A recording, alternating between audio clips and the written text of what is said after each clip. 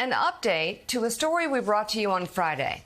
The Texas Supreme Court is blocking an abortion for a woman whose fetus has a fatal diagnosis. Kate Cox, who is 20 weeks pregnant, was warned by her doctor and multiple doctors that if she carries this pregnancy to term, it will likely jeopardize her health and future fertility. Despite this, the Texas Attorney General asked the state Supreme Court to step in, arguing Cox does not meet the criteria for a medical exception. Today is Monday, December 11th, and believe it or not, it is 2023, not 1923. And that's where we're going to begin this morning. This is an unsettling and all too common story.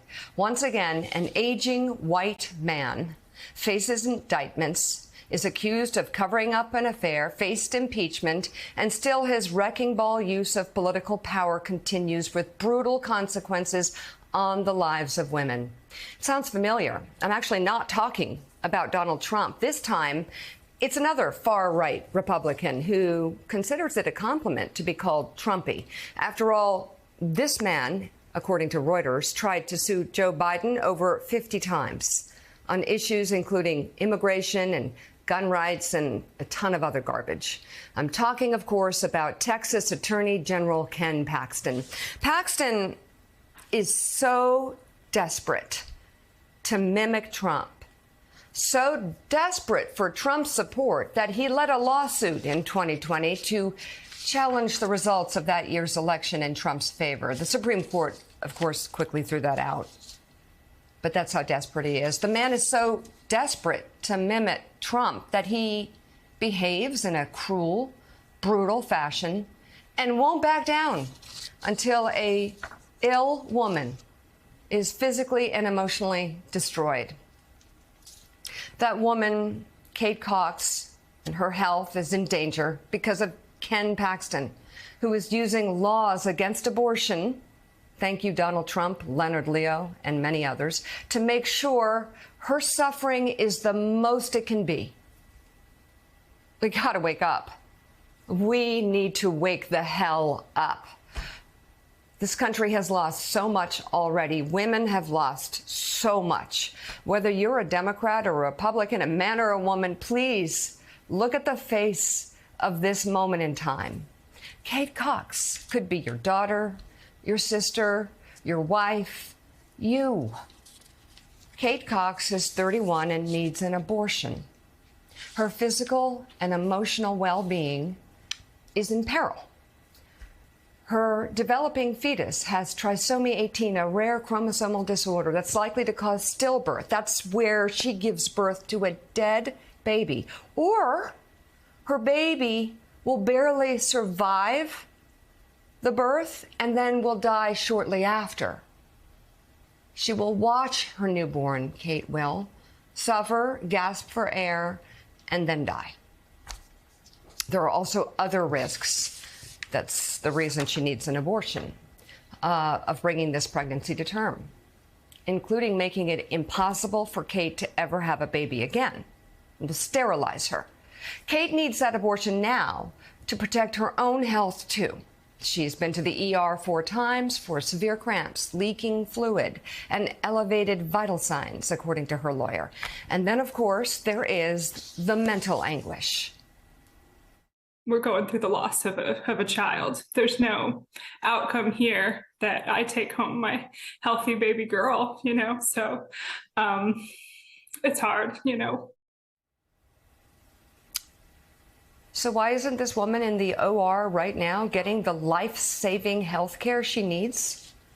Because the Texas Attorney General, not a doctor, not a scientist, an aging white far-right Republican male, believes he knows what should happen with Kate's body. He would prefer that she carry her non-viable fetus to term. Consequences be damned. That's Ken's choice. Ken has choices. Kate does not. Ken is choosing to block Kate's health care once again by threatening legal action against any doctor who performs Kate's life-saving abortion.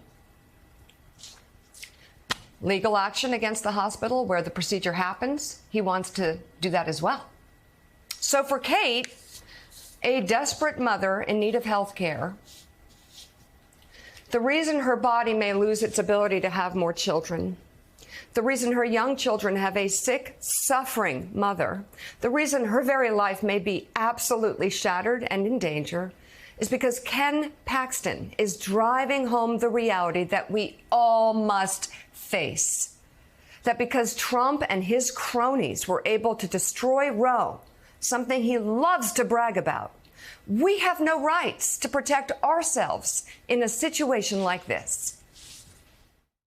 I think forcing me to continue the pregnancy and the pain and suffering put me through the risks of continuing the pregnancy, the risks of childbirth again, especially given how my last two went. I think it's cruel. We have no right to save ourselves from suffering. Our daughters are growing up in a world where they will be scared to get pregnant. They will fear that people like Ken Paxton will have more of a say in their health care decisions than their doctors. They will fear that they will suffer or even die when attempting to bring a life into this world. This isn't a fear we have about something that might happen. Let's all freak out about what might happen. No, this is where we are right now. And this Monday morning, I pray for Kate Cox and the many other women who will inevitably be in the same situation. I'm also praying that we all step up.